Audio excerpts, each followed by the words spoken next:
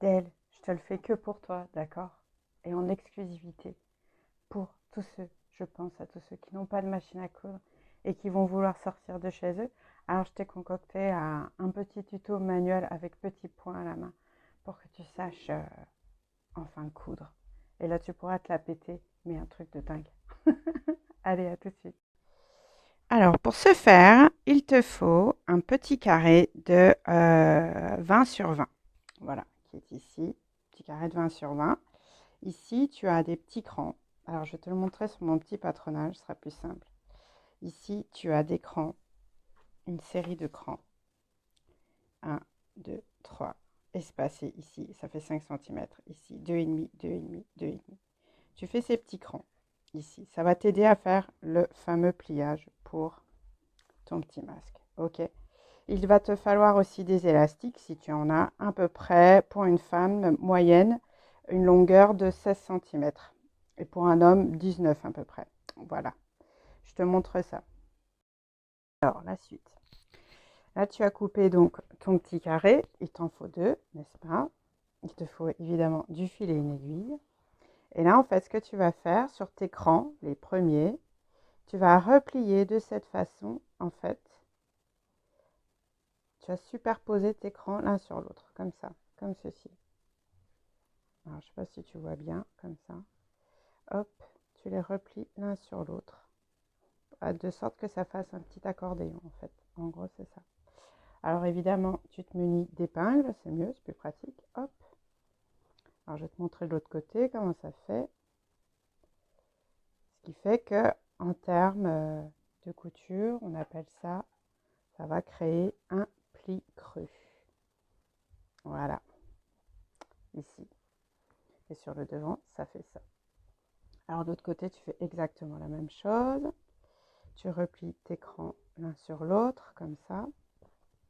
Celui du milieu sur celui de l'extérieur. Hop, hop.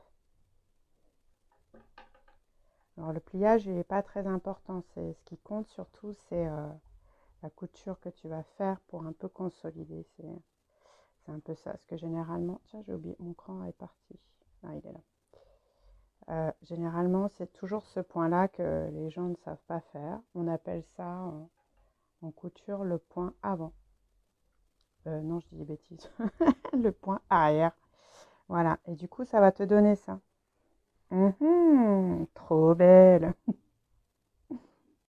Alors, la suite pour le masque, en fait, c'est de laisser, donc d'assembler, de mettre endroit contre endroit les tissus, comme ça. De laisser une petite ouverture ici, qui est donc où j'ai mis des petits marquages ici et deux épingles en perpendiculaire, pour pouvoir en fait le retourner. Le but du jeu, c'est quand on n'a pas de coordonnées, c'est-à-dire un fil bien épais, on doit mettre son fil en double, comme ceci.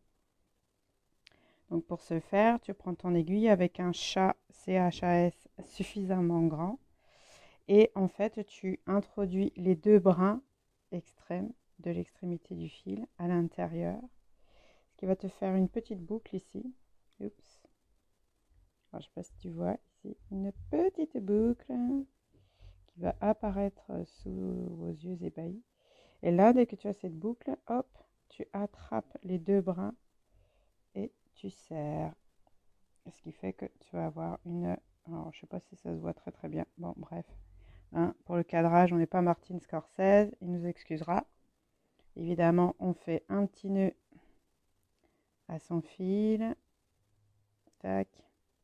Le but étant de faire un point qui soit suffisamment solide. Alors ça, ce point, il s'appelle le point arrière. Il représente en fait un petit peu le, le point de la couture. En fait, c'est celui qu'on faisait, c'est l'ancêtre de la machine. Alors attends, je vais te le mettre comme ça. Tu me diras, tu fais un point. En fait, tu fais un point ici. Est-ce que ça se voit là? Je sais pas si ça se voit bien en fait, ce truc. Hop, comme ceci. Hop, et tu recules ton aiguille à chaque fois. Ça s'appelle un point arrière. Je sais pas si ça se voit très très bien. Hein, on va essayer de cadrer ça un peu différemment. voir. Allez, Martin Scorsese. Hop, je me pose. Alors, j'ai pris un fil contrasté. Donc, du coup, hop, tu repiques sur ton point précédent. Et en dessous, en fait, ça te fait ça. Attends. C'est pas très lisible ce que je fais, je crois. Voilà. Ici, ce que tu vois ici, hop. Je mets mon aiguille. Je tire. Je mets toujours mon aiguille dans le point précédent. Et je tire comme ceci. Je sais pas si c'est très très lisible, hein. Donc du coup, ça s'appelle le point arrière. Quand on n'a pas de machine à coudre, c'est the point. Ok, donc je recommence sous vos yeux ébahis. Hop, voilà. Je sais pas si ça se voit. Bref. Hop, on pousse. Alors désolé, je sais pas coudre sans un dé, donc je recommence. Encore une fois. Hop. Voilà. Et là, ça vous fait un petit point quand même. Enfin, ça vous fait. Ça te fait un petit point. Et ça, c'est le dessous. Avec mon gros nœud. Voilà, qui ne se défera plus jamais. Et du coup, tu continues tout le long comme ça. Ok? Ah, je te remonte une dernière fois. Je repique sur mon point précédent.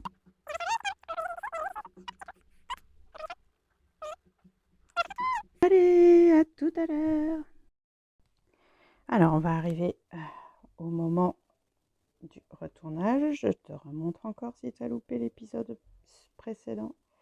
Hop, pour faire ce magnifique point arrière. Hop. Tac. Ah, attends, je sais pas si on voit bien. Voilà, comme ça. Ça m'a l'air pas mal comme cadrage Martin Scorsese.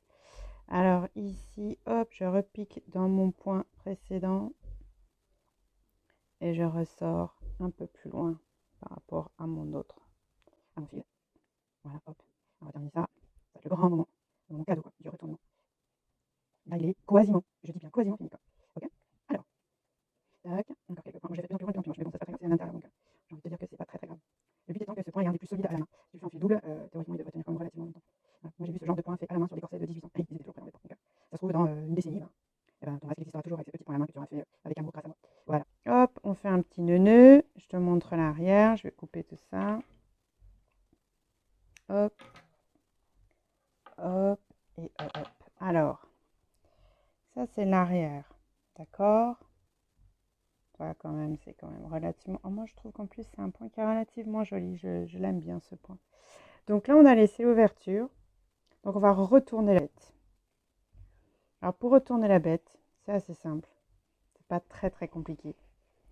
On met son petit doigt, son pouce, ici. Et on plie un coin et l'autre coin. Comme ceci. Et hop, et on retourne. Ok? On fait ça à tous les coins. On met son pouce, hop. Je plie comme ceci. Comme ça forme bien mes petits coins. Voilà, hop, hop. Surtout que là, en plus, c'est à la main. Donc, le mieux étant, hein, évidemment, de repasser, tout ça. C'est ce qu'on préconise généralement pour avoir de belles coutures. Hop, voilà, le dernier. La der, nanana.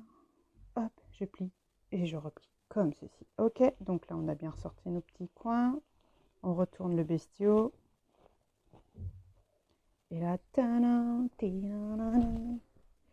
et là, on a quasiment, je dis bien quasiment un masque. Trop bien. Voilà. Tu vois, c'est super. Hop et hop. Alors voilà, la chose à retourner. Il te restera plus qu'à fermer cette petite fente à la main. Et ici, là j'ai mis les élastiques comme ça, à faire un petit point pour les maintenir. Voilà. Et donc du coup, tu auras un masque à mettre comme ceci. Voilà. Alors, on va fermer ce petit masque et par la même occasion, je vais refaire une petite démo de ce fameux point arrière. Alors, est-ce qu'on va bien le voir cette fois-ci? Je vais essayer comme ça. Alors ici, hop, je plante mon aiguille et je fais ressortir un peu plus loin. Voilà. Je sais pas si c'est très lisible. Hop, voilà. Tac. Je recommence, je plante mon aiguille dans le point précédent et je ressors mon aiguille un peu plus loin à chaque fois. Comme ça. Hop, et je tire mon fil. Je recommence encore une fois. Hop, je plante mon aiguille dans le point précédent. Je ressors mon aiguille, pardon, un peu plus loin, comme ça. Je pousse. Tac. Après, on peut faire un point glissé hein, aussi, hein, mais c'était vraiment pour montrer le point arrière, qui pour toutes les couturières qui n'ont pas de machine, est quand même un point assez solide qu'on peut faire un peu partout.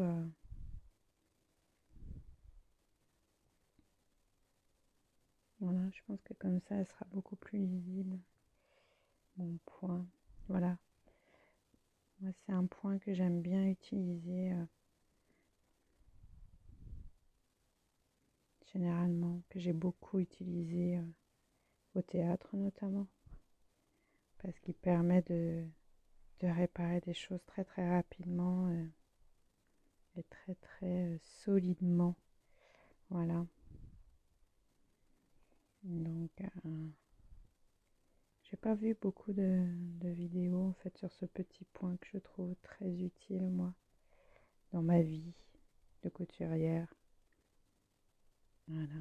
Ah, je pense que là on est pas mal au niveau du cadrage Martin Scorsese. Je sais pas ce que t'en penses, mais je pense que là j'ai atteint l'excellence du cadrage. Je vais à mon avis obtenir un Oscar après le confinement, voire la Palme d'Or du meilleur cadrage avec un téléphone portable et un genou. Voilà. Tac. Voilà. Ah bah je suis arrivée au bout, tu vois. Hop. Voilà. Alors, alors j'ai pas inséré l'élastique dans les coutures parce que pour la simple et bonne raison que vu que c'est des coutures qui sont à la main, si votre élastique, si ton élastique craque, eh bien du coup il sera plus facile donc là moi j'appelle ça perdre le fil dans les épaisseurs, vous voyez. Hop, tac. C'est pour justement pouvoir réparer son élastique et le recoudre plus facilement. Tu vois. Le mieux étant évidemment de ne pas le mettre comme ça en bord franc, mais plutôt de le replier comme ça pour qu'il soit plus solide, parce qu'au fur et à mesure des lavages, en fait, il risque de s'abîmer. Voilà. Donc là, il faut le coincer avec une petite épingle et après le coudre en fait là, sur tous les côtés. Et comme ça, du coup, si l'élastique craque, t'es pas obligé de défaire toute ta couture qui est quand même un peu fragile vu que c'est à la main. Et ce qui va permettre en fait de pouvoir changer les élastiques à loisir. Et du coup, on a un petit masque. Ça, tranquille et mille. Tadam! Allez la bise, bisous!